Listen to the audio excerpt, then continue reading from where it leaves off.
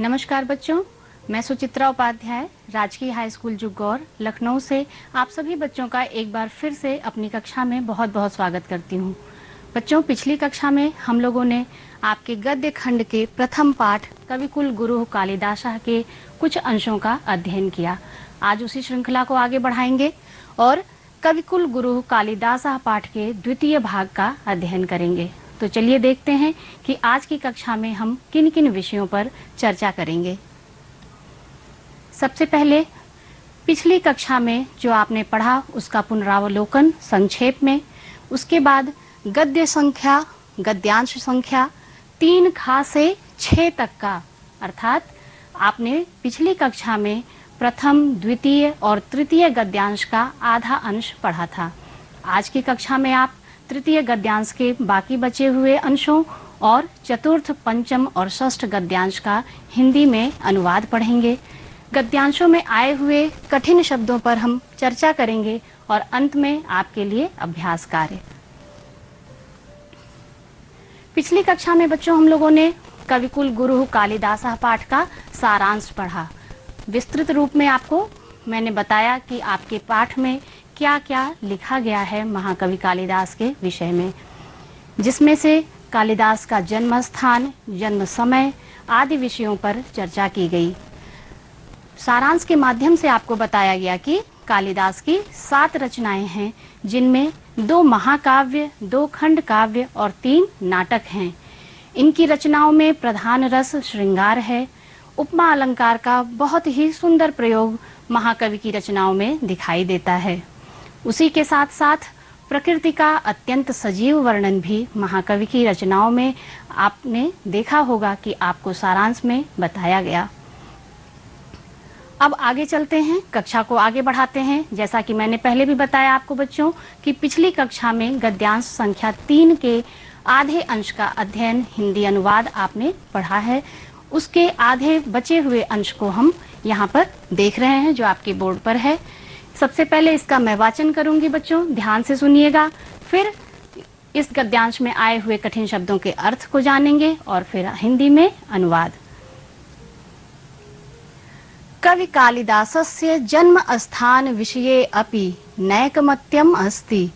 एतावान् कवेरस्य महिमास्ति यत् सर्वे एव तं स्वस्वदेशीयं साधयितुं तत्परा भवन्ति। कश्मीरवासी विद्वांसः कश्मीरोद्भवं तं मन्यन्ते। बंगवासिनश्च बंगदेशीयम् अस्ति। तावद् अन्यो अपि समीक्षक वर्गः यस्य मतेन कालिदासः उज्जयिन्यां लब्ध जन्मासीत्। उज्जयिनीं प्रति कवेः सातिशयो अनुराग एतन्मतं पुष्णाति। गद्यांश में आए हुए कठिन शब्दों का अर्थ देखते हैं। नैकमत्यम अर्थात ना एक मतम, एक मत नहीं है। साधयुतुम सिद्ध करने के लिए। लब्ध जन्मासीत जन्म हुआ था।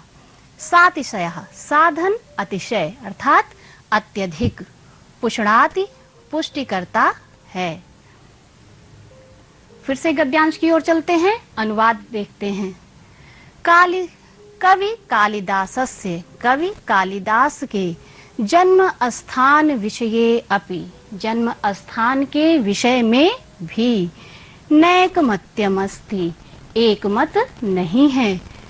एतावान कवेरस्य महिमास्ति, इस कवि की ऐसी महिमा है कि यत कि सर्वे एव तम, कि सभी, तम अर्थात उन्हें, कालिदास जी को, स्वस्वदेशीयम अपने अपने देश में, साधयितुम तत्परा भवन्ति, सभी क्या चाहते हैं, यह सिद्ध करना चाहते हैं कि उनका जन्म अपने अपने देश में सिद्ध करने के लिए तत्परा भवन्तु, लगे हुए हैं या तत्पर हैं। कश्मीरवासी विद्वांसा, कश्मीर के निवासी जो विद्वान हैं, कश्मीरोद्भवम तम मन्यन्ते, तम अर्थात उन्हें, कालिदास को, कश्मीर में उनका जन्म मानते हैं। बंगवासिनश्च बंगदेशीयम, और बंगाल देश के निवासी उन्हें बंगाल में उत्पन्न हुआ या बंगाल का निवासी मानते हैं। अस्ति तावदन्योऽपि, लेकिन फिर भी कुछ अन्यों यानी कि दूसरे समीक्षकों का वर्ग है, यस्य मतेन, जिनके मतानुसार या जिनके मत से कालिदासः उज्जयिन्याम लब्ध जन्मासीत, उज्जयिनी में उन्होंने जन्म प्राप्त किया या उनका जन्म उज्जयिनी में हुआ था, ऐसा कुछ दूसरे समीक्षकों का वर्ग है जो कि मानता है। उज्जयिनीं प्रति कवेः सातिशयो अनुराग एतन मतम पुष्णाति, उज्जयिनी के प्रति कवि का अत्यधिक अनुराग अथवा प्रेम एतन मतम पुष्णाति, इस मत की पुष्टि करता है या इस मत को सिद्ध करता है। आगे चलते हैं। आपकी पुस्तक का चतुर्थ गद्यांश है ये। देश कालवदेव कालिदास कुलस्यापि अस्पष्टः परिचयो नोपलभ्यते, तस्य कृतिषु वर्णाश्रम धर्म व्यवस्थायाः यथा तथ्येन प्रतिपादनेन एतदनुमीयते यत् तस्य जन्म विप्रकुले अभवत्।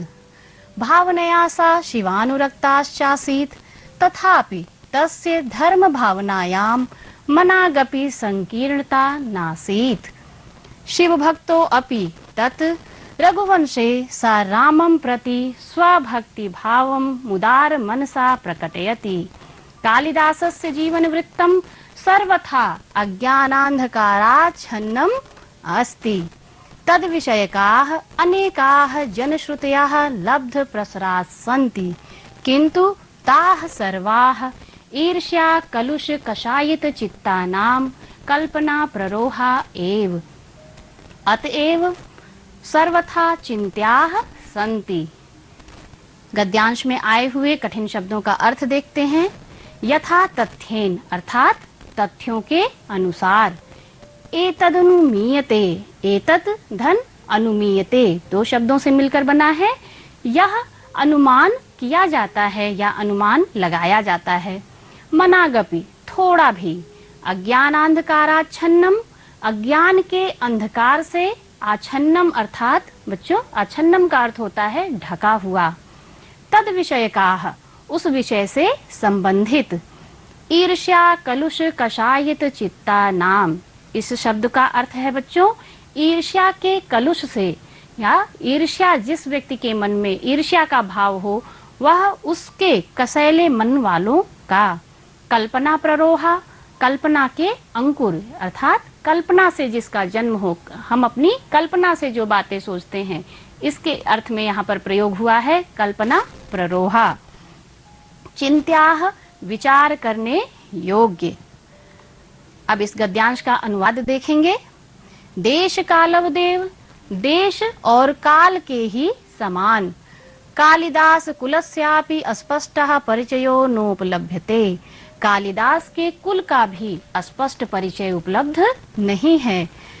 तस्य कृतिषु उनकी कृतियों में वर्णाश्रम धर्म व्यवस्थाया, वर्णाश्रम और धर्म व्यवस्था का यथा तथ्येन तथ्यों के अनुसार, प्रतिपादनेन प्रतिपादन होने से, एतदनुमीयते ऐसा अनुमान लगाया जाता है, यत् कि तस्य जन्म उनका जन्म विप्रकुले अभवत ब्राह्मण कुल में हुआ था। भावनया सा शिवानुरक्ताश्चासीत्, भावना से या विचार से कालिदास जी शिव में अनुरक्त थे या शिव के भक्त थे। तथापि फिर भी तस्य धर्म भावनायाम उनकी धर्म भावना में मनागपि संकीर्णता नास्ति, तनिक भी थोड़ी भी संकीर्णता नहीं थी।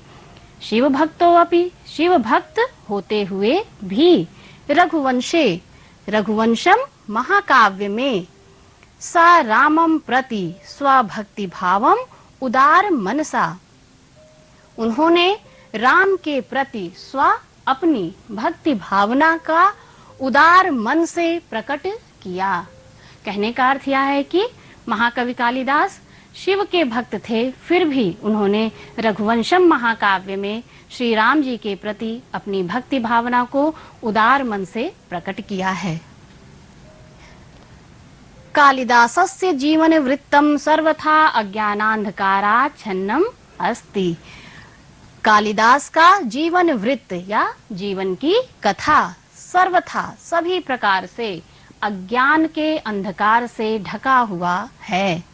तद विषयकाः, उनके विषय में अनेकाः जनश्रुतयः लब्ध प्रसराः सन्ति। अनेकों जनश्रुतियां, लोकोक्तियां प्रसराः सन्ति अर्थात फैली हुई हैं।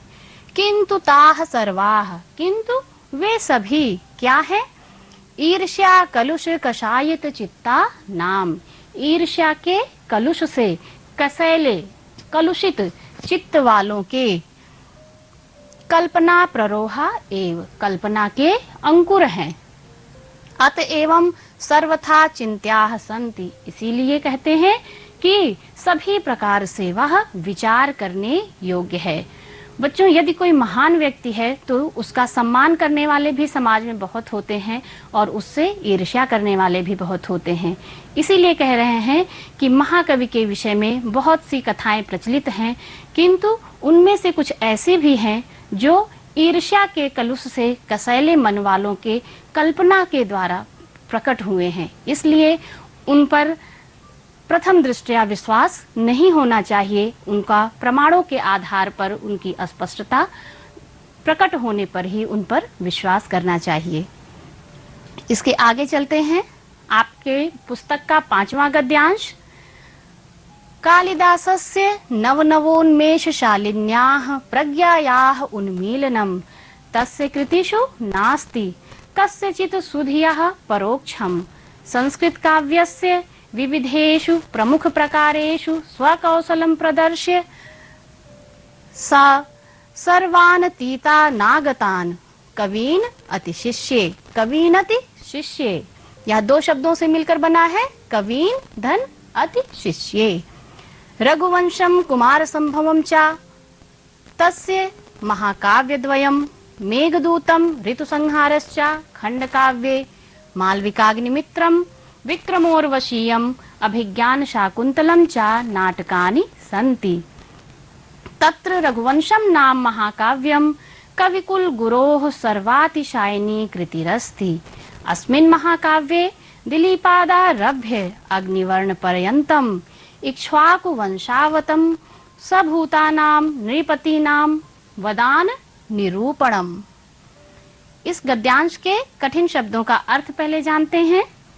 नवनवोन्मेषशालिन्याः अर्थात नए नए विकास से युक्त। प्रज्ञायाः, प्रज्ञा कहते हैं बुद्धि को, प्रज्ञायाः बुद्धि की। उन्मीलनम खोलने वाली या प्रकट करने वाली। अतीतानागतान, यह शब्द बच्चों दो शब्दों से मिलकर बना है, अतीत और अनागत। अतीत अर्थात भूतकाल और अनागत जो भविष्य में आने वाला है। तो शब्द का अर्थ हुआ अतीत और भविष्य।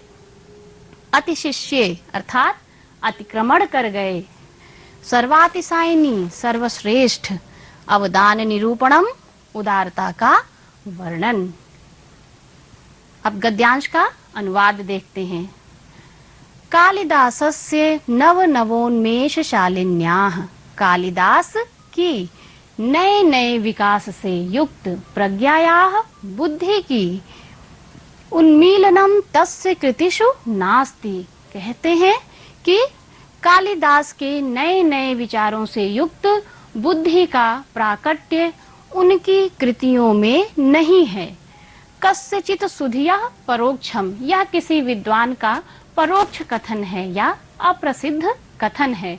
किसी विद्वान का ऐसा कथन है कि जो कालिदास की बुद्धि है, प्रखर बुद्धि उनकी थी, उसका उनके कृतियों में प्रभाव नहीं दिखाई देता है, किंतु यह बहुत ही अप्रसिद्ध कथन है। आगे चलते हैं। संस्कृत काव्यस्य विविधेषु प्रमुख प्रकारेषु, संस्कृत काव्य के विविधेषु अनेकों विविध प्रमुख प्रकारेषु प्रमुख प्रकारों में स्वकौशलम प्रदर्श्य अपने कौशल का प्रदर्शन करके सा सर्वानतीतानागतान वह कवीन अतिशिष्य सभी अतीत और भविष्य के कवियों से अतिशिष्य आगे निकल गए या उनका अतिक्रमण कर गए। रघुवंशम कुमार संभवम चा तस्य महाकाव्य द्वयम। रघुवंशम और महाकाव्य, बच्चों फिर से देखिएगा, रघुवंशम कुमार संभवम चा तस्य महाकाव्य द्वयम। रघुवंशम और कुमार संभवम उनके दो महाकाव्य हैं। मेघदूतम ऋतुसंहारश्चा खंड काव्य। मेघदूतम और ऋतुसंहार खंड काव्य। मालविकाग्निमित्रम विक्रमोर्वशीयम अभिज्ञान शाकुंतलम चा नाटकानि सन्ति। मालविकाग्निमित्रम विक्रमोर्वशीयम अभिज्ञान शाकुंतलम नाटक हैं।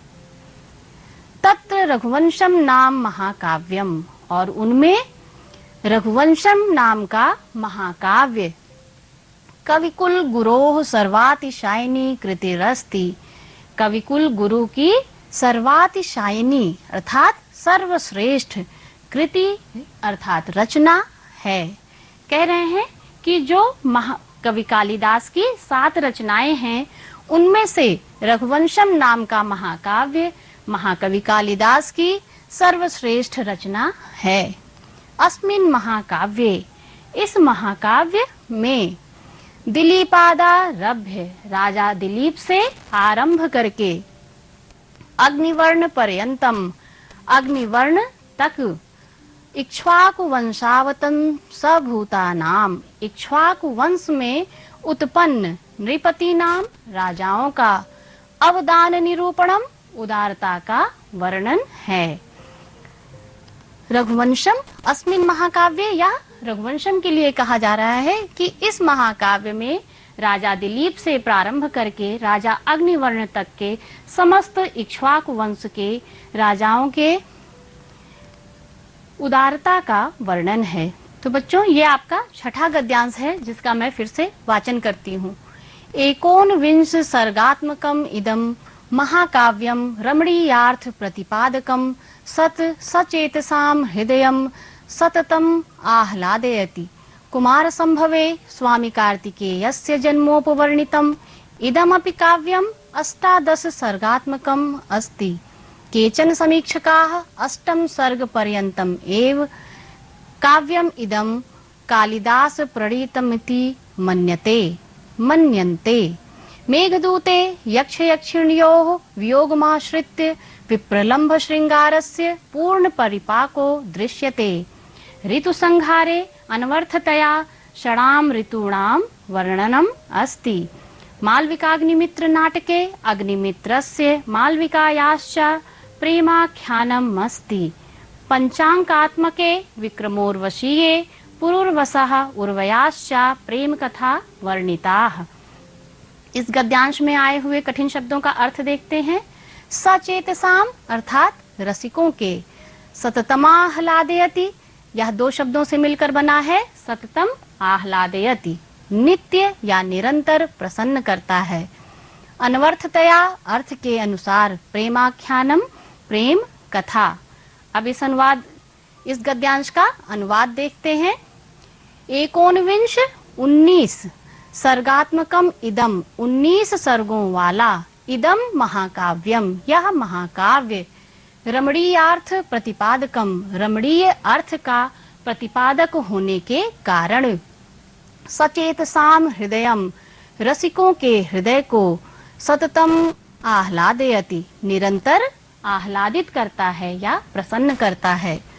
कुमार संभवे स्वामी कार्तिकेयस्य जन्मोपवर्णितम कुमार संभवम में स्वामी कार्तिकेय के जन्म का वर्णन है।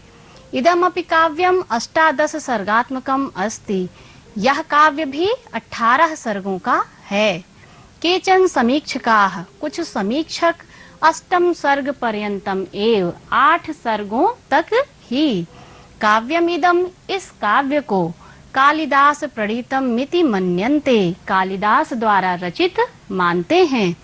मेघदूते यक्ष यक्षिण्योः वियोगमाश्रित्य, मेघदूतम में यक्ष और यक्षिणी के वियोग को आश्रित्य अर्थात आधार बनाकर विप्रलंभ श्रृंगार का पूर्ण परिपाको दृश्यते, पूर्ण परिपाक अथवा पूर्ण वर्णन दृश्यते दिखाई देता है। ऋतु संहारे, ऋतु संहार में अनवर्थतया अर्थ के अनुसार ही, जैसा ऋतु संहार का अर्थ का नाम है उसी के अनुसार षडाम ऋतूणाम 6 ऋतुओं का वर्णनम अस्ति, वर्णन है।